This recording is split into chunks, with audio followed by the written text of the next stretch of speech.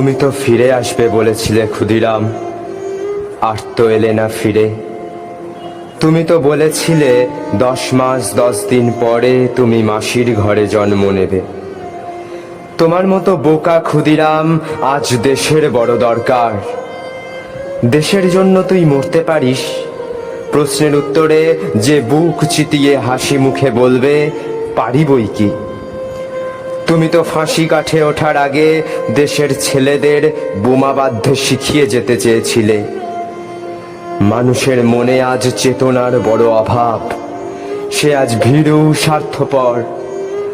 তাদের মনে সেই চেতনার বোমা ফাটার আজ বড় দরকার।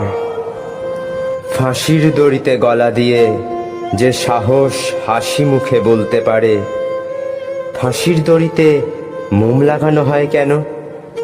কঠিন সত্যের মুখোমুখি দাঁড়ানোর মতো সেই নির্ভীক সাহস আজ বড় দরকার। আজ সেই ভীরু কাপুরুষ স্বার্থপর মানুষের মনে সেই ভয় শূন্যতার বোমা ফেটে জ্বলে উঠুক নির্ভীকতার আগুন, জ্বলে উঠুক সত্যের আগুন। হয়তো তুমি তোমার কথা রেখেছিলে ক্ষুদিরাম, হয়তো তুমি ফিরে এসেছিলে, কিন্তু মা চিনতে পারিনি বলে অভিমান ভরে ফিরে গেছো।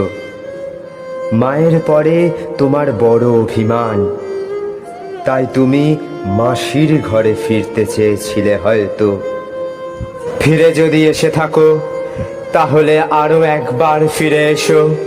ফিরে এসো বহ্নি শিখা, ফিরে এসো আত্মবলিদানের আগুন, ফিরে এসো। তুমি তো ফিরে আসতেই চেয়েছিলে, ফিরে এসো বারবার। তোমার আত্মাহুতির আগুনে পবিত্র হোক এদেশের মাটি, এদেশের জল, এদেশের বাতাস। কথা দিচ্ছি এবার আর চিনতে ভুল হবে না তোমায়। ফিরে এসো ক্ষুদিরাম, ফিরে এসো। আমাদের দেশের তোমার মতো বোকা ক্ষুদিরামের বড় প্রয়োজন। ফিরে এসো, ফিরে এসো ক্ষুদিরাম, ফিরে এসো।